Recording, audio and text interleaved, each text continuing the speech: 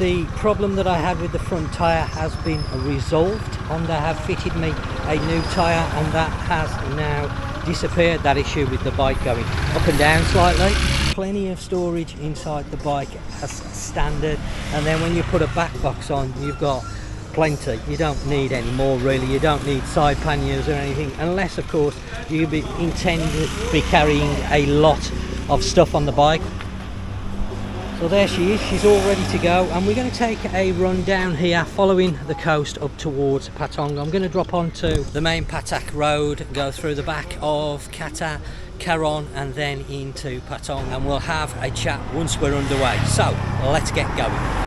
To talk a little bit about the ADV and why I've decided to change my Benellini, which I wasn't really using, and the main reason why I wasn't using that is traffic here in Phuket has got to the stage where the bigger the vehicle that you're using, such as a car or a big bike, it becomes difficult to maneuver through the traffic. Obviously you have to sit and wait, and sometimes, more often than not, the traffic here in Phuket can be horrendous, and a 10-minute journey can take upwards of an hour, believe it or not. The practical side of the bike is not great. There is no under seat storage on that particular bike, so you have literally only got the back box.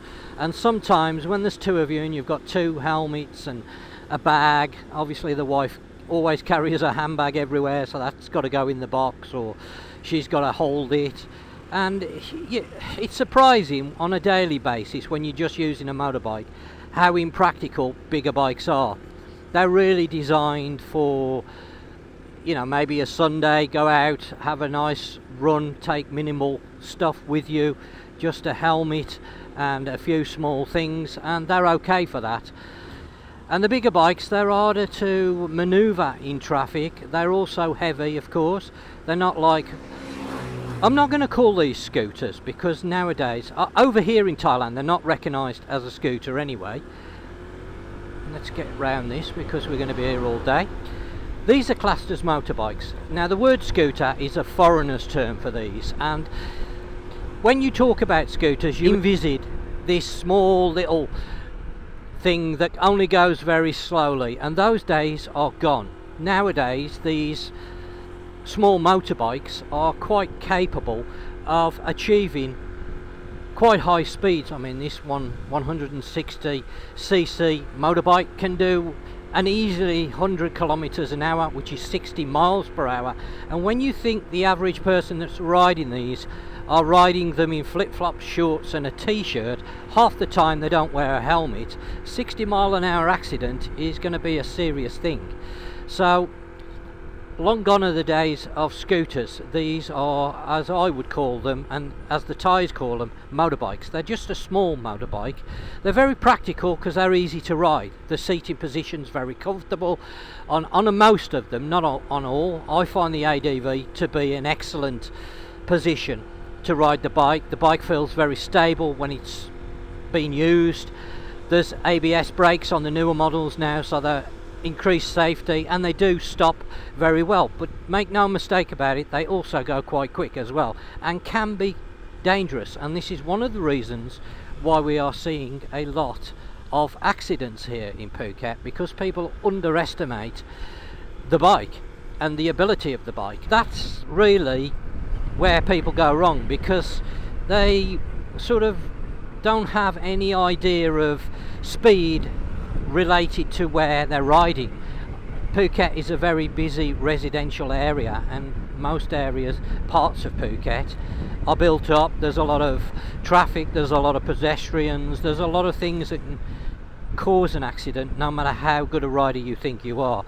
One thing I have learned riding motorbikes here in Thailand, and all levels of motorbike, I did have a 1 litre bike some years ago, bought it brand new from Kawasaki, and it gives you a different perspective when you ride those sort of bikes over here to where you ride them in the UK or Europe or other countries. The road rules here are not quite the same. People do not understand the road rules very well over here, and it's literally every man for themselves, and it can be very dangerous, and it is very dangerous. Make no mistake about that. Thailand is a very dangerous country for riding motorbikes, scooters, whatever you want to call them, and this is where a lot of people unfortunately go wrong, because speed and speeding is connected to 99% of all accidents. Nearly all accidents are speed related in some way, whether their people are going too fast or whether people are actually speeding. They underestimate the roads and the speed and the environment, and this can lead to devastating consequences. But the ADV for me is probably one of the most practical and best bikes to use over here. It's fast enough. 70 mile an hour on a bike this size is more than enough, because if you have an accident wearing shorts, flip-flop and a t-shirt at that sort of speed, it's not going to be pleasant, that's for sure. So as I say, I think they're more than capable. Of course, if you're going to be doing long distances regular, every week, every few days, then maybe it's a good idea to look at something a little bit bigger, maybe the 350 version, which is a bigger bike. But just bear in mind, what you're gaining on one hand, you're losing on the other. When you live somewhere like I do here in Phuket, the bigger the bike, the harder it is to get through the traffic, and you have to use it on a fairly regular basis. Then you're going to be struggling with traffic all the time. And this is the reason why I've gone for the 160, because it's just more practical for me. On the practical side, I can use it daily, and I can also use it to go off the island further afield. Yes, it might be a little bit slower than my bigger bike, but at the end of the day, I'm in no rush. And as I've mentioned, 99% of all accidents that happen over here are speed related in some way. So it's probably best you don't rush. If you haven't ridden a motorbike over in Thailand, even if you're a motorbike rider, then the experience can be very different to the UK or the US, Europe, wherever you're coming from, Australia. We had a guy not too long ago rent a bike from us. I think he was Canadian, but he was living out in Bali. He got businesses over there. He'd come out to sort of see what the position is of having business over here. He hired a bike, the PCX, from us, and he's been riding in Bali for a long time, many years, and he had quite a bad accident. Luckily he wasn't hurt. The bike was quite badly damaged. He did about 12,000 bahts worth of damage on the front, and he basically ran into the side of a van because the van turned across him. He was coming up to a turning. He was going straight on, but the van was on the opposite side of the road, turning right. He said in Bali the vans normally give way to motorbikes. Over here, cars, vans, minibuses, they don't give a stuff, and they certainly don't give way to motorbikes. So he learnt the hard way. So he ended up having a nasty accident, but luckily he just had a few cuts and bruises, not seriously hurt. Looking at the damage on the bike, I was quite surprised he wasn't actually seriously hurt. But he got a proper license, he was wearing a helmet, but he hadn't got any other protection on, so he was quite lucky. How fast he was going I don't know, but I would estimate he was probably doing 50, 60, maybe 70 kilometers an hour looking at the damage on the bike, and that's only an estimate. He could have been going faster, I don't know. But these are the things you're going to learn when riding over here. It's always best riding in Thailand to ride a little bit defensively, be a bit cautious. If you're not sure what somebody's going to do, then always presume the worst, because they probably will do what you think they're going to do, because that's how people ride over here. And as I've said, it doesn't matter how experienced you are, it's the people that are around you that are the problem. And that's another reason why I've come down in size on motorbikes, because you don't buy a litre bike or a 500 to drive at 30 kilometres an hour. Let's face it, let's be honest. I'm not going to say I've never gone fast on the bikes, because I'd be lying. Of course, when you're buying bigger bikes, you buy them because they are a faster bike than these small motorbikes. You know, and if I try to say anything else, you just think I'm lying to you, which I would be, because you do. And that was the main reason why I sold the Kawasaki, because no matter how hard I tried to ride it at slower speeds, you just ended up going a lot faster than you wanted to. And that was because the bike's built to go fast. It's not built to do 50 kilometers an hour, and when you are doing slow speeds, the bike becomes hot, heavy and not so maneuverable. Obviously when you're moving along the engine runs cooler because the wind's passing over it more, there's less heat from the bike, and the bike feels more nimble and lighter. Even though it's not, it just feels it because you've got the momentum to be able to maneuver the bike around, whereas when you're driving slowly, it just hasn't got the same balance, it hasn't got the same feel. So 9 times out of 10 you would end up going out on it and driving faster than really you should be driving, and that was the biggest reason I sold it. And I thought, well, I'll come down to a 500, half the size of the litre bike, and see how I get on with that. But of course they're still big bikes, they're still quite wide, and as you will see in the series as we go forward on the channel, people here, when you come to lane splitting, going between the traffic to get through it, people don't always park or stop in a nice straight line so that allow motorbikes to get through. It can sometimes be very difficult to work your way through the traffic, and then that causes problems. So those are the reasons why I've got rid of the bigger bike and come down to a smaller one. I don't do the longer trips that I was originally thinking I would be doing on a regular basis, because obviously the family, the wife, etc.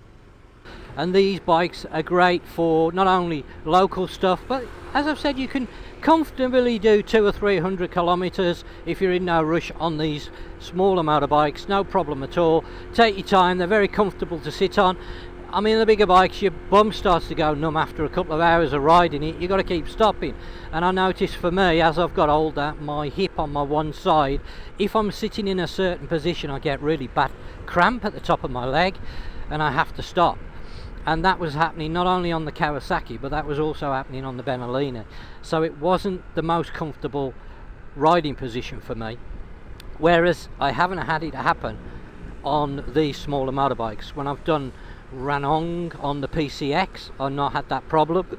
If you've got a girlfriend or wife that you're going to be taking out and about with you, then these are ideal because they've got a bit more room, a slightly bigger seat at the back for them to sit on. They're a bit more comfortable for the passenger, whereas the bigger bikes, unless you've got an adventure bike or something, they're not really, the sports type bikes are not designed to carry passengers. In my opinion, it's an afterthought.